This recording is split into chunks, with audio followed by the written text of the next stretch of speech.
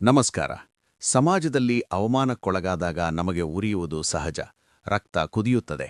ಆ ಕ್ಷಣವೇ ಅವರಿಗೆ ತಕ್ಕ ಉತ್ತರ ನೀಡಬೇಕು ಅನಿಸುತ್ತದೆ. ಆದರೆ ಆಚಾರ್ಯ ಚಾಣಕ್ಯರು ಹೇಳುತ್ತಾರೆ, ನಿಮ್ಮನ್ನು ಅವಮಾನಿಸಿದವನಿಗೆ ನೀವು ನೀಡುವ ಅತಿ ದೊಡ್ಡ ಶಿಕ್ಷೆ ಎಂದರೆ ನಿಮ್ಮ ಮೌನ ಮತ್ತು ನಿಮ್ಮ ಯಶಸ್ಸು. ಅವಮಾನವಾದಾಗ ಜಗಳವಾಡಿದರೆ ನೀವು ಅವರ ಮಟ್ಟಕ್ಕೆ ಇಳಿಯುತ್ತೀರಿ. ಹಾಗಾದರೆ ಆ ನೋವನ್ನು ಶಕ್ತಿಯನ್ನಾಗಿ ಬದಲಿಸುವುದು ಹೇಗೆ? ನಿಮ್ಮನ್ನು ಹೀಯಾಳಿಸಿದವರೇ ಬಂದು ನಿಮ್ಮ ಕಾಲಿಗೆ ಬೀಳುವಂತೆ ಮಾಡುವುದು ಹೇಗೆ? ಇಂದು ನಾವು ಅಪಮಾನವನ್ನು ಗೆಲುವಾಗಿ ಬದಲಿಸುವ ಚಾಣಕ್ಯನ 3 ಖಡಕ್ ತಂತ್ರಗಳನ್ನು ತಿಳಿಯೋಣ. ಮೊದಲನೇ ತಂತ್ರ, ಮೌನವೇ ಅತಿ ದೊಡ್ಡ ಆಯುಧ.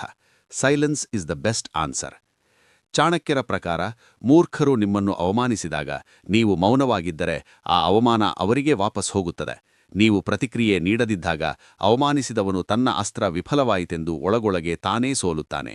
ಕಲಹೋ ಮೌನೇನ ಶಾಮ್ಯತಿ, ಅಂದರೆ ಮೌನದಿಂದ ಜಗಳವು ಶಾಂತವಾಗುತ್ತದೆ. ಅವಮಾನ ಮಾಡಿದವನಿಗೆ ತರ್ಕ ಅಥವಾ ಬುದ್ಧಿ ಇರುವುದಿಲ್ಲ. ಅಂಥವರ ಮುಂದೆ ನಿಮ್ಮ ಶಕ್ತಿಯನ್ನು ವ್ಯರ್ಥ ಮಾಡಬೇಡಿ. ಆ ಕ್ಷಣ ಮೌನವಾಗಿರಿ. ಅದು ನಿಮ್ಮ ಗಾಂಭೀರ್ಯವನ್ನು ಹೆಚ್ಚಿಸುತ್ತದೆ ಮತ್ತು ಅವನ ಅಹಂಕಾರವನ್ನು ಚುಚ್ಚುತ್ತದೆ. ಎರಡನೇ ತಂತ್ರ, ಸೇಡನ್ನು ಗೆಲುವನ್ನಾಗಿ ಬದಲಿಸಿ. Success is the best revenge. ಚಾಣಕ್ಯರು ಹೇಳುತ್ತಾರೆ, ನಿಮ್ಮನ್ನು ಅವಮಾನಿಸಿದವನಿಗೆ ಹೊಡೆಯಬೇಡಿ. ಬದಲಿಗೆ ಅವನು ನಿಮ್ಮ ಹತ್ತಿರ ಬರಲು ಭಯಪಡುವಷ್ಟು ಎತ್ತರಕ್ಕೆ ಬೆಳೆಯಿರಿ. ಸೇಡು ತೀರಿಸಿಕೊಳ್ಳಲು ಅವರ ಮನೆಗೆ ಹೋಗಬೇಡಿ. ಬದಲಿಗೆ ನಿಮ್ಮ ಕೆಲಸದ ಮೇಲೆ ಗಮನಹರಿಸಿ. ನೀವು ಯಶಸ್ವಿಯಾದಾಗ ನಿಮ್ಮನ್ನು ಅವಮಾನಿಸಿದವರು ತಾವೇ ಹಗುರರಾಗುತ್ತಾರೆ. ನಿಮ್ಮ ಯಶಸ್ಸು ನಿವರಿಗೆ ನೀಡುವ ಅತಿ ದೊಡ್ಡ ಏಟು. ಜಗತ್ತು ನಿಮ್ಮನ್ನು ಹೊಗಳುವಾಗ ನಿಮ್ಮನ್ನು ನಿಂದಿಸಿದವರು ತಾವೇ ತಲೆ ತಗ್ಗಿಸುತ್ತಾರೆ.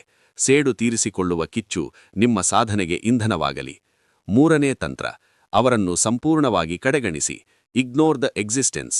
ಒಬ್ಬ ವ್ಯಕ್ತಿಗೆ ನೀವು ನೀಡುವ ಅತಿ ದೊಡ್ಡ ಶಿಕ್ಷೆ ಎಂದರೆ ಅವನನ್ನು ಕಡೆಗಣಿಸುವುದು. ಚಾಣಕ್ಯನ ಪ್ರಕಾರ, ವಿಷಪೂರಿತ ಹಾವನ್ನು ಹೇಗೆ ದೂರ ಇಡುತ್ತೇವೋ ಹಾಗೆಯೇ ಅವಮಾನ ಮಾಡುವ ವ್ಯಕ್ತಿಯನ್ನು ನಮ್ಮ ಜೀವನದಿಂದ ಸಂಪೂರ್ಣವಾಗಿ ಅಳಿಸಿಬಿಡಬೇಕು. ಅವನು ನಿಮ್ಮ ಜೀವನದಲ್ಲಿ ಇಲ್ಲವೇನೋ ಎನ್ನುವಂತೆ ಬದುಕಿ. ದ್ವೇಷ ಕೂಡ ಒಂದು ರೀತಿಯ ಬಂಧನ. ಯಾರನ್ನಾದರೂ ದ್ವೇಷಿಸುತ್ತೀರಿ ಎಂದರೆ ಅವರಿನ್ನೂ ನಿಮ್ಮ ಮನಸ್ಸಿನಲ್ಲಿದ್ದಾರೆ ಎಂದರ್ಥ. ದ್ವೇಷವನ್ನು ಬಿಟ್ಟುಬಿಡಿ. ಅವರನ್ನು ಕಡೆಗಣಿಸಿ ಮುಂದೆ ಸಾಗಿ. ನಿಮ್ಮ ನೆಮ್ಮದಿಯೇ ಅವರ ಸೋಲು. ನಿಮ್ಮ ಬೆಲೆ ನಿಮಗೆ ತಿಳಿದಿದ್ದರೆ ಬೇರೆಯವರು ನೀಡುವ ಪ್ರಮಾಣಪತ್ರ ನಿಮಗೆ ಬೇಕಿಲ್ಲ. ಅವಮಾನಗಳನ್ನು ಮೆಟ್ಟಿಲನ್ನಾಗಿ ಮಾಡಿಕೊಳ್ಳಿ ಹೊರತು ಮುಳ್ಳುಗಳನ್ನಲ್ಲ. ನಿಮ್ಮ ಜೀವನದಲ್ಲಿ ಯಾರಾದರೂ ನಿಮಗೆ ಅವಮಾನ ಮಾಡಿದ್ದಾರಾ? ಅದಕ್ಕೆ ನೀವು ಹೇಗೆ ಪ್ರತಿಕ್ರಿಯಿಸಿದಿರಿ? ಕಮೆಂಟ್ನಲ್ಲಿ ತಿಳಿಸಿ. ಈ ವಿಡಿಯೋ ಸದಾ ಸಂಕೋಚಪಡುವ ಅಥವಾ ನೋವಿನಲ್ಲಿರುವ ನಿಮ್ಮ ಗೆಳೆಯರಿಗೆ ಶೇರ್ ಮಾಡಿ, ಅವರಿಗೆ ಶಕ್ತಿ ತುಂಬಿ. ಸಬ್ಸ್ಕ್ರೈಬ್ ಮಾಡಲು ಮರೆಯಬೇಡಿ. ಸ್ವಾಭಿಮಾನದಿಂದ ಬಾಳಿ.